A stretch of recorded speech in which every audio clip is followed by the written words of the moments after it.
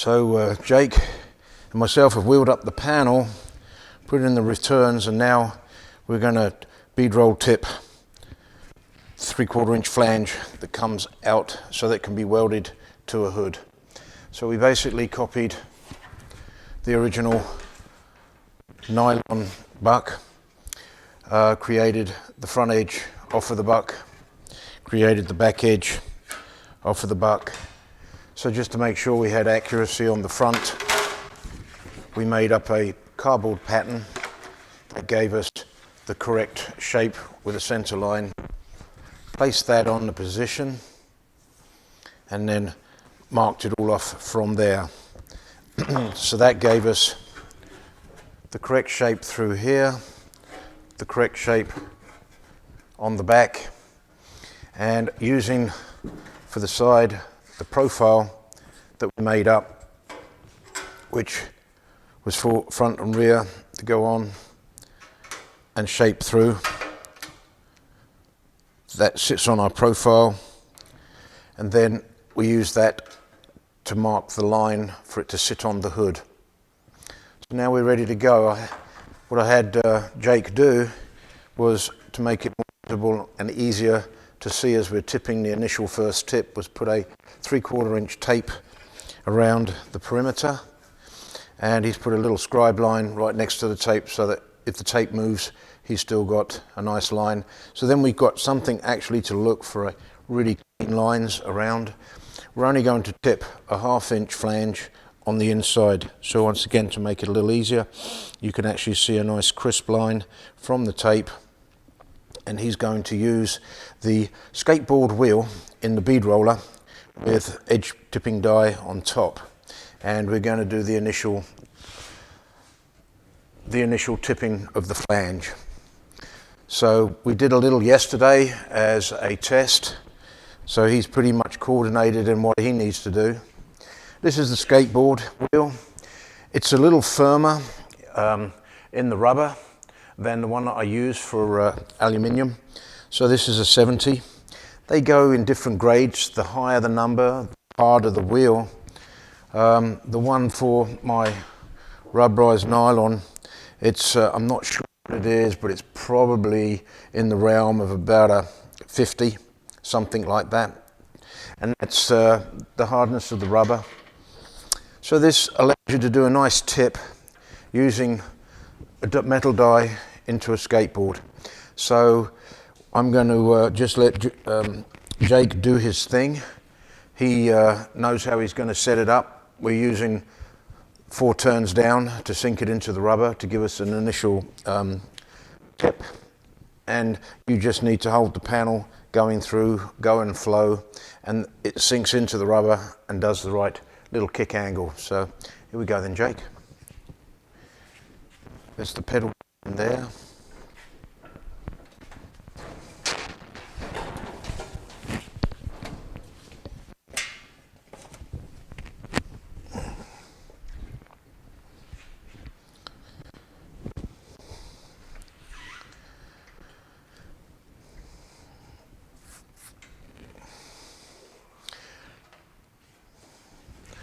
So we're using a very, very small 1.5 millimeter tipping die rather than have a real sharp edge. Jake decided he wanted a little bit of a softer one. So it's nice, you can run it right down the tape line and get that to just lift that flange a little bit.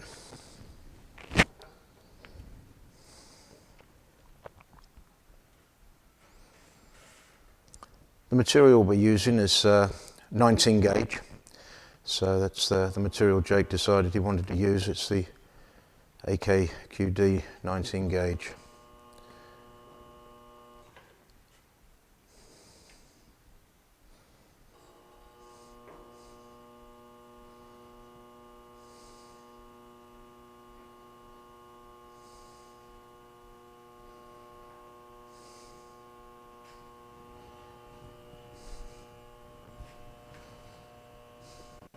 So if you tilt just a little bit out, take a little bit of the pressure off, just let it do its thing, Jake. You follow the line, just naturally bring that up. It will just do a gentle tip for you. goes through nice and constant. Rubber die underneath the skateboard. It doesn't cut into the metal too much, but it does leave a little tiny indentation that will be easy enough to track and follow once he's done his initial first tip.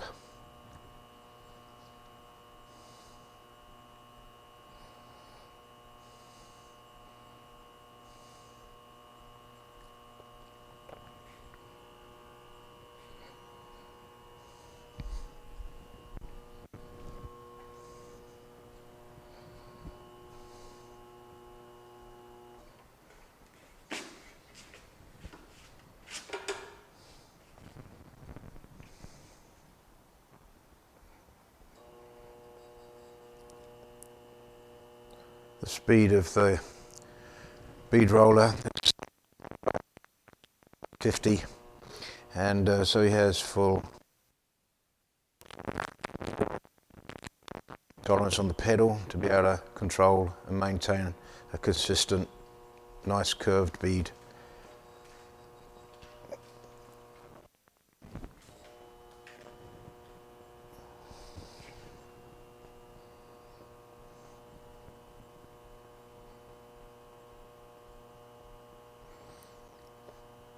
As you can see, it's very slight in the amount that it tips it up, so it doesn't overforce the panel. Doing it in a steel upper and lower die means you have to get the perfect angle and the perfect pressure, where using the rubberized die just helps out a lot in just setting the flange angle.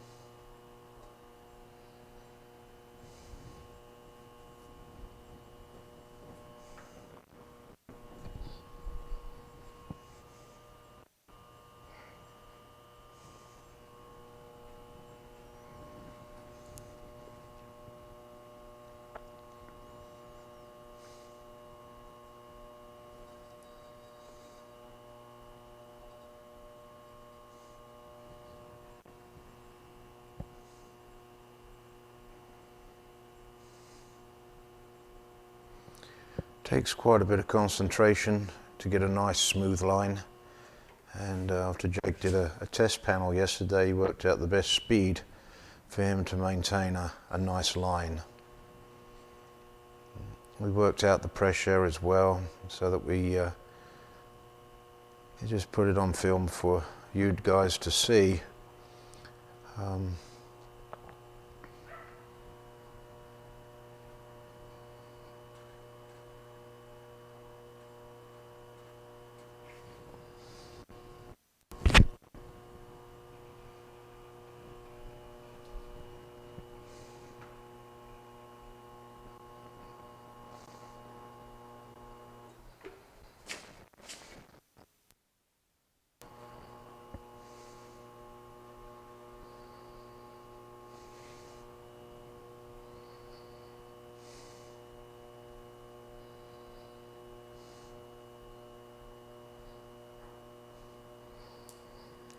So doing a scoop like this is very similar to doing a door skin, where you're going to have a 3/4 or 1/2 inch flange that you're going to wrap around the door. The same as on the front edge of the scoop, we decided to go with 1/2 inch. We can either bring it up to a 90, or if you'd like to, we can trim it in to about a 1/4 inch, just under sort of the 1/2 inch, and double edge it. Either way, whatever he decides. But right now you can see that that gives you a really nice clean line all the way around the panel, and it's got the right kind of angle to it, not too excessive. It doesn't dig in to any of the radiuses that we've been utilizing and doing, so therefore it comes out as a real nice clean panel. So we're going to tip across the front, and that will create, because down the sides, just that much tip doesn't really need much stretching, but it will eventually need a little stretching. But when we come across the front, because of the shape of it, it's going to need a lot of shrinking in here and a lot of shrinking in here, and this middle section will kind of tip up, but you will see the slight distortion. We're going to run the bead line first because it will crisscross on the other one, but then we'll eventually have to cut the panel so that we can start moving the panel through. So I'm just going to get Jake to run that across. He's going to use the same pressure as he had, and we're just going to lightly tip that front edge. If you want to go to 3 instead of 4, that'd be just fine, because we're just setting this one a little less than what we did on the outside surround.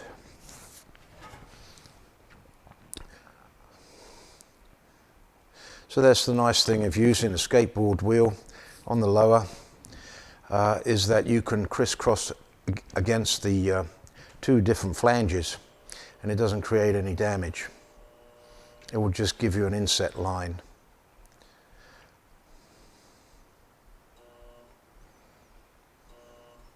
So if you come over and across on this one, Jake, and you just come up more into an angle just like this, you'll find that you're going to have this part parallel with the bottom die in there. Okay.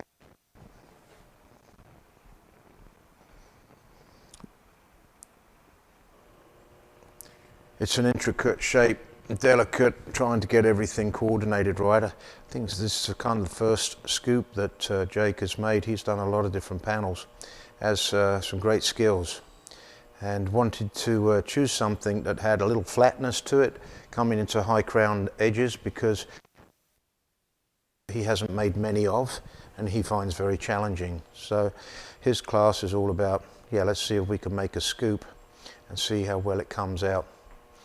And there's lots of little tips and tricks on doing a panel like this.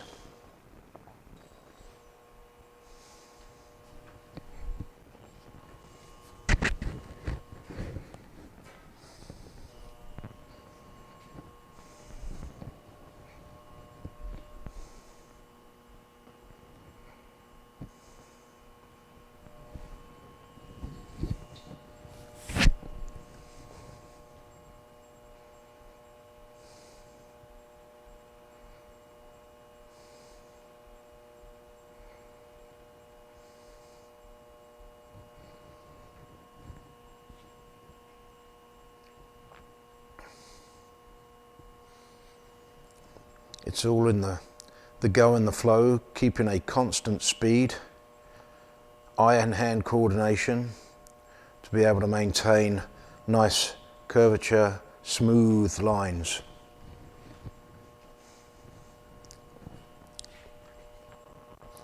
Takes a little practice, but they're real fun to do, especially when they come out right.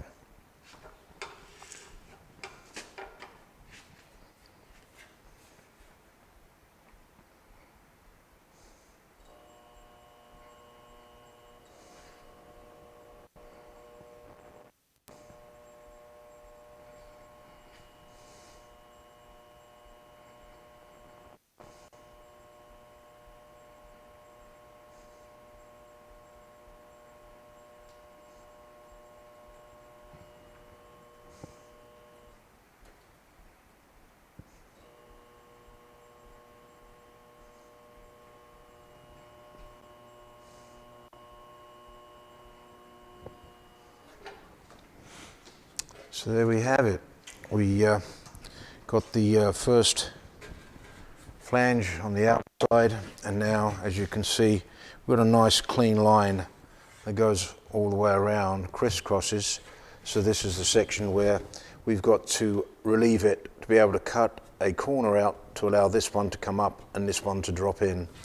But as you can see, it came out fairly well. There's a little distortion in the panel that we're going to have to take care of, but mainly because it's so shiny, and we were trying to keep it as polished as possible. So it kind of amplifies just a little bit of the smoothness and distortion, but it's coming out really, really nicely, I think, and won't be much to detail. By the time we start detailing shape through here and here, we should marry up to our sweep really well. So there you have it.